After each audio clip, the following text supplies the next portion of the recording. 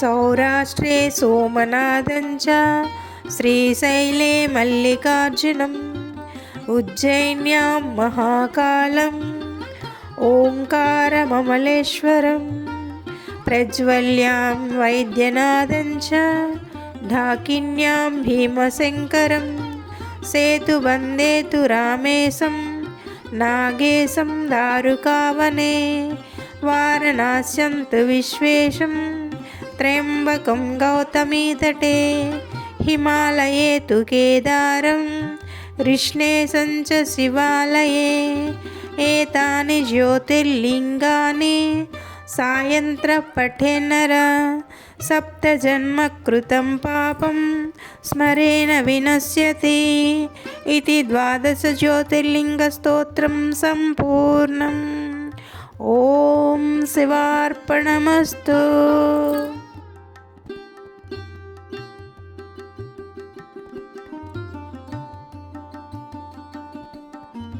Hi అండి, అందరికీ నమస్కారం. యాత్రా విశేషాలకు స్వాగతం. నేను ఇప్పుడు మా ఇంటికి దగ్గరలో ఉన్న శివాలయం దగ్గర ఉన్నానండి. ఈరోజు మహాశివరాత్రి సందర్భంగా 12 జ్యోతిర్లింగాల గురించి, అలాగే ఏ జ్యోతిర్లింగాలు ఏ రాష్ట్రాల్లో ఉన్నాయి అనే విషయాలన్నీ ఈ వీడియోలో మనం తెలుసుకుందామండి. 12 జ్యోతిర్లింగాల గురించి తెలియని వాళ్ళకి ఈ వీడియో ఒక మంచి ఇన్ఫర్మేటివ్ వీడియోగా ఉంటుందండి. వీడియో ఎక్కడ స్కిప్ చేయకుండా చూడండి. నచ్చినట్లయితే లైక్ చేసి షేర్ చేయండి. సబ్స్క్రైబ్ చేసుకొని నాకు సపోర్ట్ చేయండి. 12 జ్యోతిర్లింగాల్లో మొట్టమొదటి జ్యోతిర్లింగము సోమనాథ్ జ్యోతిర్లింగం అండి. ఈ జ్యోతిర్లింగము మన భారతదేశంలోని గుజరాత్ రాష్ట్రంలో ఉన్నది. స్కంద పురాణం ప్రకారము చంద్రుడు దక్ష ప్రజాపతి శాపానికి గురై క్షయ రోగగ్రస్తుడై ఈ ప్రభాస క్షేత్రంలో 6 నెలల పాటు తపస్సు చేయగా శివుడు ప్రత్యక్షమై ఇక్కడ జ్యోతిర్లింగ స్వరూపుడిగా ఆవిర్భవిస్తాడు. అప్పుడు చంద్రుడు ఇక్కడ ప్రథమంగా శంకరుని దివ్య జ్యోతిర్లింగ స్థాపన చేసి అత్యంత సుందరమైన స్వర్ణమందిరాన్ని నిర్మించాడటండి. చంద్రుడికి సోముడు అనే పేరు కూడా ఉండటం వల్ల ఈ జ్యోతిర్లింగం సోమనాథ జ్యోతిర్లింగం అయింది. ఇక్కడ చంద్రుడికి అతని తేజస్సు లభించడం వల్ల ఈ స్థానానికి ప్రభాస పట్టణం అని కూడా అంటారటండి. ఈ మందిరంలోని విశాలమైన సువర్ణ గంట 200 అడుగుల మనుగుల బంగారంతో చేయబడిందట. మందిరంలో స్తంభాలు రత్నాలు, మాణిక్యాలు, వైడూర్యాల మనులతో తాపడం చేయబడి అంతులేని ధనాగారంతో నిండి ఉండేదట. మహమ్మదీయులు ఈ ఆలయాన్ని అనేక మార్లు ఆక్రమణలు చేసి ధనాన్ని కొల్లగొట్టి సోమనాథుని భవ్యమైన మూర్తిని విచ్ఛిన్నం చేసి ఆలయాన్ని వెరగొట్టి నాశనం చేశారట. క్రీస్తు శకం 1783లో శివభక్తురాలు అహల్యాబాయి హోల్కర్ సోమనాథ మందిరాన్ని నిర్మించింది. 1951లో సోమనాథ్ జ్యోతిర్లింగ ప్రాణ ప్రతిష్ఠ జరిగింది. భారతదేశపు ఈ ఆది జ్యోతిర్లింగం కోట్లాది భక్తజనులకు శ్రద్ధాస్థానము. లక్షలాది యాత్రికులతో ఇక్కడ ఎప్పుడూ రద్దీగానే ఉంటుంది. రెండవ జ్యోతిర్లింగం మన ఆంధ్రప్రదేశ్లోని కర్నూలుకి దగ్గరలో ఉన్న శ్రీశైలంలోని మల్లికార్జున స్వామి జ్యోతిర్లింగం. కార్తికేయుడు భూమి చుట్టూ ప్రదక్షిణ చేసి కైలాసానికి తిరిగి వెళ్ళాక గణేశుడి వివాహ వృత్తాంతం విన్నాడు. అతడికి కోపం వచ్చింది. పార్వతీ పరమేశ్వర్లు వారిస్తున్నా వినకుండా క్రౌంచపట్టణం చేరుకుంటాడు. అతడిని వెతుక్కుంటూ వస్తున్న తల్లిదండ్రులను చూసి ఇంకాస్త దూరంగా వెళ్ళిపోతాడు. కార్తికేయుడిని వెతుక్కుంటూ వేరే పర్వతాలకు వెళ్లే ముందు తమది ఒక జ్యోతిని ఇక్కడ స్థాపిస్తారు. నేటికి కూడా అమావాస్య నాడు శివుడు, పౌర్ణమి నాడు పార్వతీదేవి ఇక్కడికి వస్తారని భక్తుల నమ్మకం. ఈ జ్యోతిర్లింగ దర్శనం ద్వారా ధనధాన్య వృద్ధితో పాటు ప్రతిష్ట, ఆరోగ్యము మరియు ఇతర మనోరథాలు ఈడేరుతాయంటారండి. ఇక మూడవ జ్యోతిర్లింగం మహాకాళేశ్వర జ్యోతిర్లింగం. ఇది మధ్యప్రదేశ్లోని క్షిప్రా నదీ తీరంలో ఉజ్జయిని నగరంలో ఉన్నదండి. మోక్షదాయకమైన సప్తనగరాల్లో ఒకటైన ఈ ఉజ్జయినిని సప్తమోక్షపురి అంటారు. ఉజ్జయినిని ఇంద్రపురి అని, అవంతిక అని, అమరావతి అని కూడా పిలుస్తారు.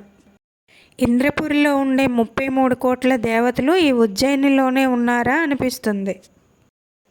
బ్రహ్మ నుంచి వరం పొందిన దుష్ట దైత్యరాజు విదూషణుడు అవంతి నగరానికి వచ్చి అక్కడ శివధ్యానం చేసుకుంటున్న బ్రాహ్మణులను, వేద పండితులను చాలా కష్టాల పాలు చేస్తాడు.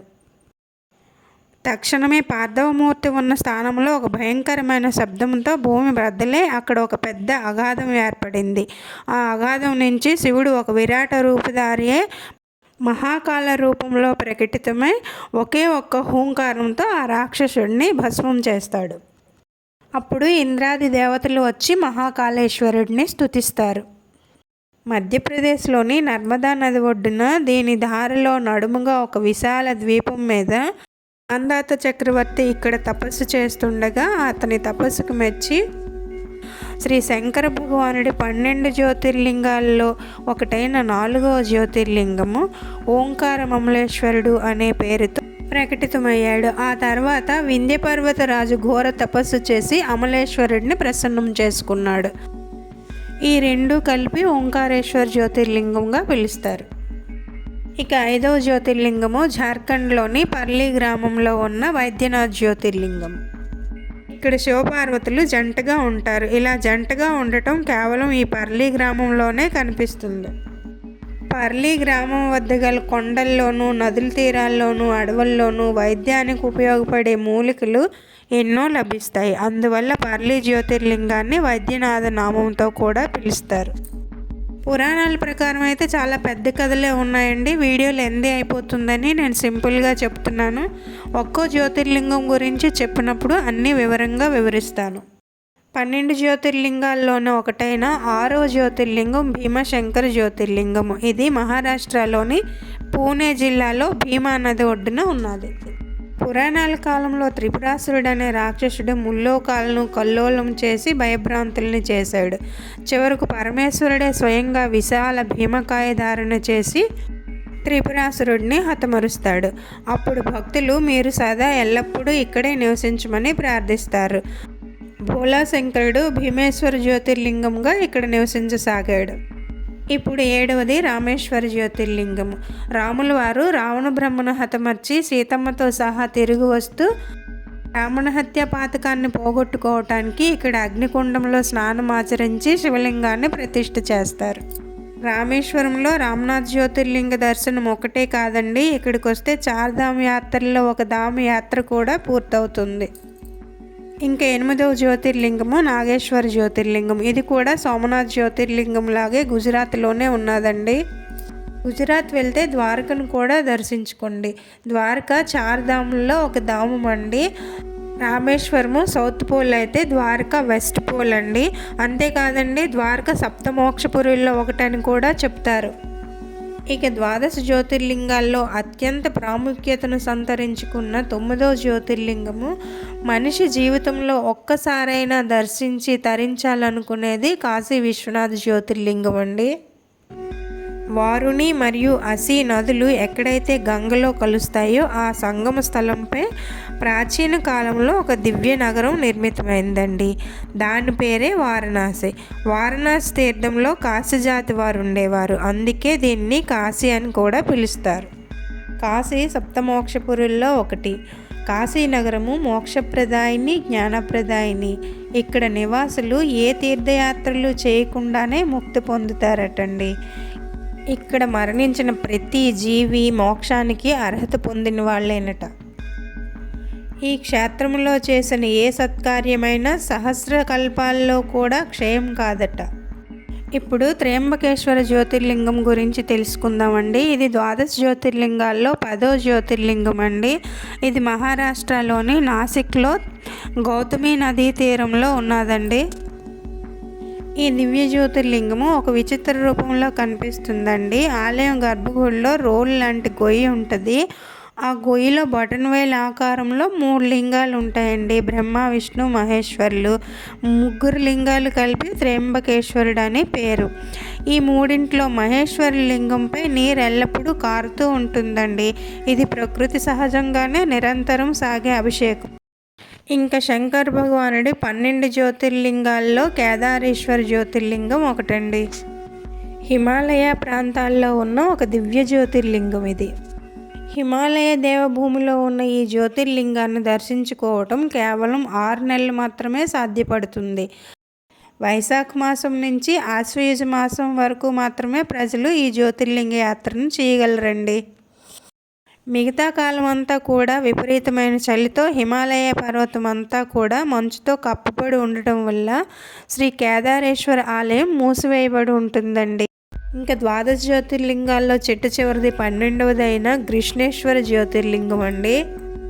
ఈ జ్యోతిర్లింగం మహారాష్ట్రలో ఉన్నదండి. ఔరంగాబాద్లోని ఎల్లోరాకి దగ్గరలో ఉన్నది.